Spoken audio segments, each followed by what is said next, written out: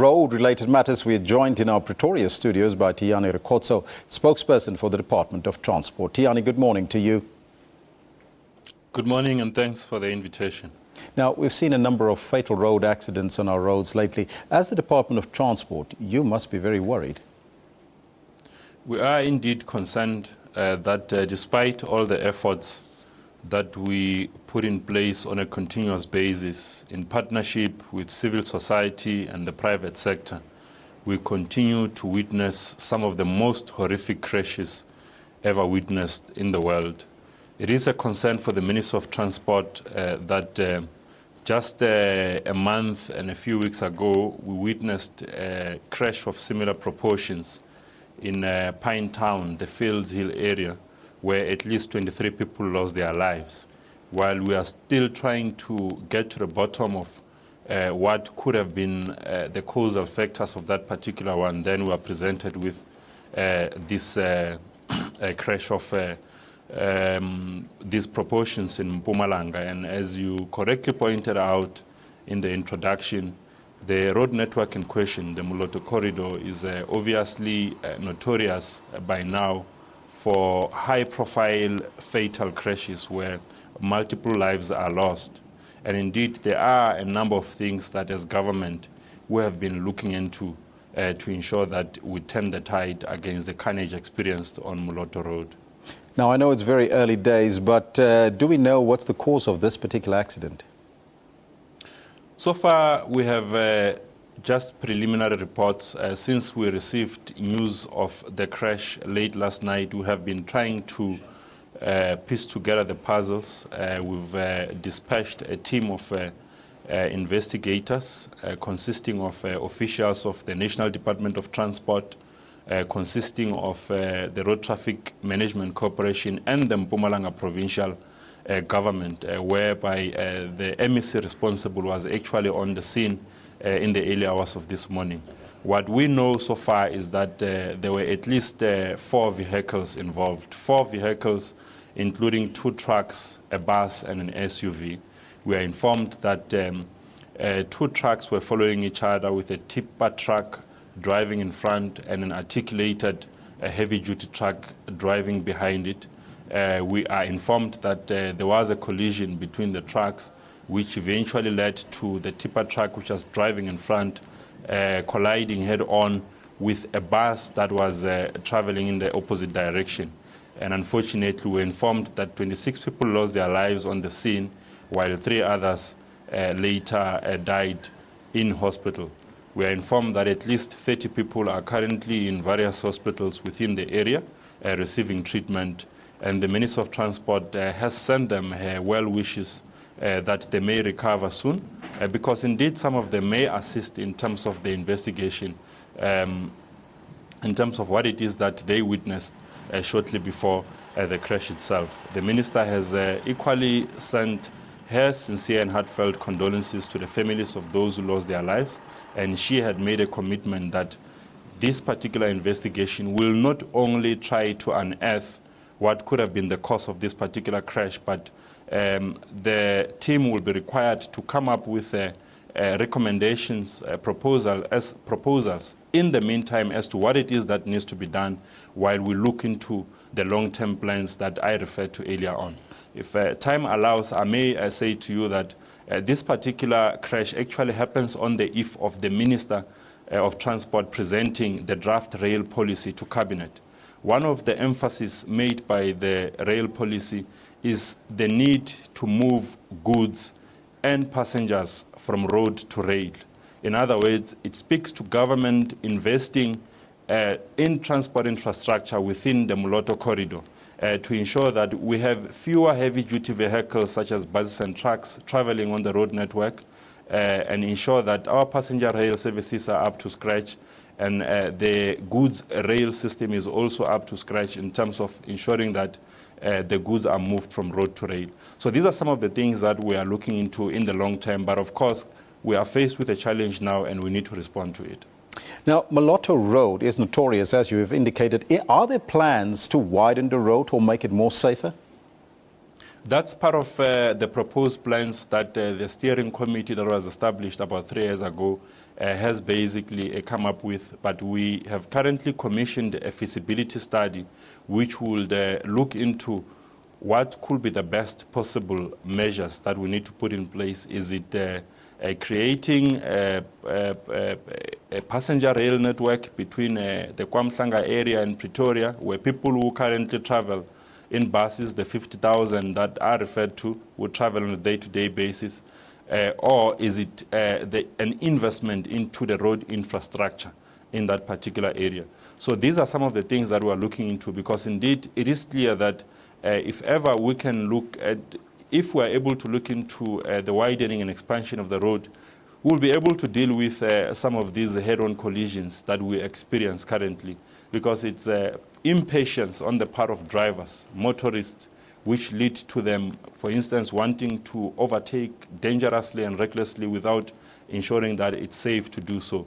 So it's a plethora of issues that we are looking into, but we believe that incidents such as the one that we witnessed last night actually puts more agency on our part to work with speed in terms of coming up with solutions, because indeed this loss of lives, multiple lives, is completely unnecessary and should be avoided at all costs.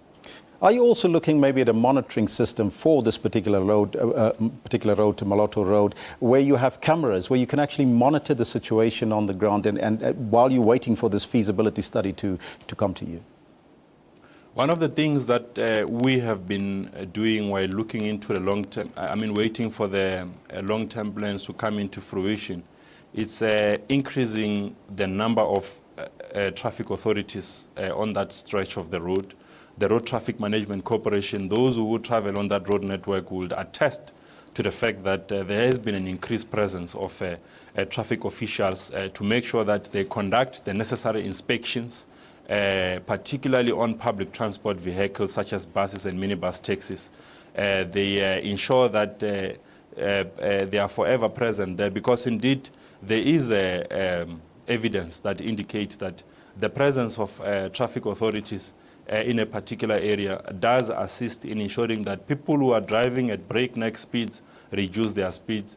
Those who usually commit moving violations such as overtaking on solid lines are also cautioned from behaving in such a manner. So there are a number of things that we have been doing while we look into the long-term plans, because like I indicated, we do acknowledge and appreciate the challenge that is currently facing us now.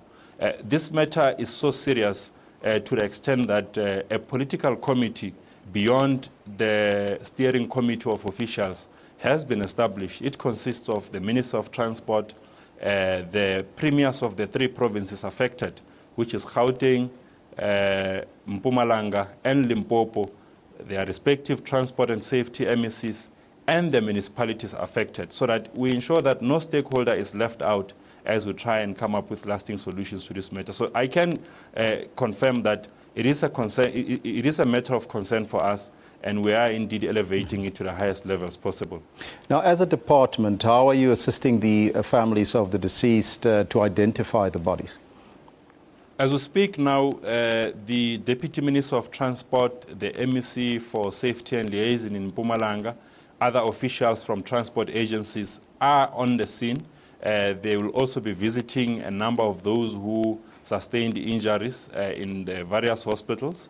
However, they'll also go to some of the mortuaries to try and assist families of the deceased in identifying their loved ones. The Road Accident Fund, which is an agency of the Department of Transport, has already dispatched its team in ensuring that they offer post-crash assistance. This will include burial services, this will include claims for compensation, and some of the hospitalization fees that they are going to incur as a result of the injuries that they sustained. So we are on top of the situation, and we will indeed offer whatever form of assistance that needs to be offered at this time. Now let's now move to your plans for the festive season. As we know, over the festive season, a number of crashes, number of accidents, people get injured, some people die. What are your plans as the Department of Transport for this coming festive season?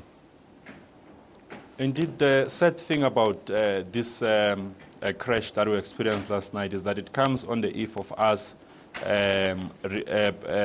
commemorating what we call World Remembrance Day for all the victims of road crashes. but also launching our heightened enforcement and media campaign plans.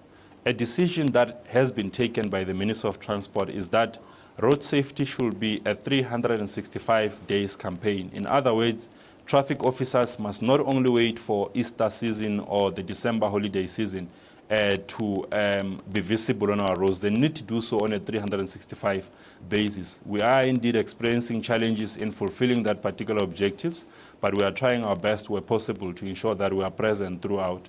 So we are going to be, of course, in appreciation of the high traffic volumes that we normally witness and experience during this season. We'll be increasing the number of traffic officers, particularly in spots that are considered to be danger zones. They'll be working with our colleagues from the South African Police Service. They'll also be working with road safety counsellors who are found in various communities. So we are looking at a joint collective effort that will basically see everyone who has a role to play in road safety playing their part. As a department, we'll be looking into elevating our multimedia campaign through television, radio, and print in ensuring that as much as we know that people know that they have certain responsibilities as drivers on our roads, they need to be reminded of some of these. So it's all those things that we are going to be doing in appreciation of the increase in traffic volumes that we normally experience during this particular season. I must say that we have our script written for us. Our work is clearly cut out for us. We convened a road safety summit in Gauteng in the beginning of October, where we brought under one roof all role players within the road safety space, government at all levels, the private sector, the agencies responsible for road safety, civil society organizations, non-profit, non-governmental organizations, seeking to chart a way forward, a collective way forward that does not only places the responsibility on government, but ensures that the nation as a whole plays a role in ensuring that our roads are safer. And that particular summit produced a set of outcomes and commitments which eventually will culminate in a 5-year road safety strategy, which is not only a government strategy, but a national strategy comprising inputs and contributions from various role players within the road safety space. Tiyani, thank you so much for your time.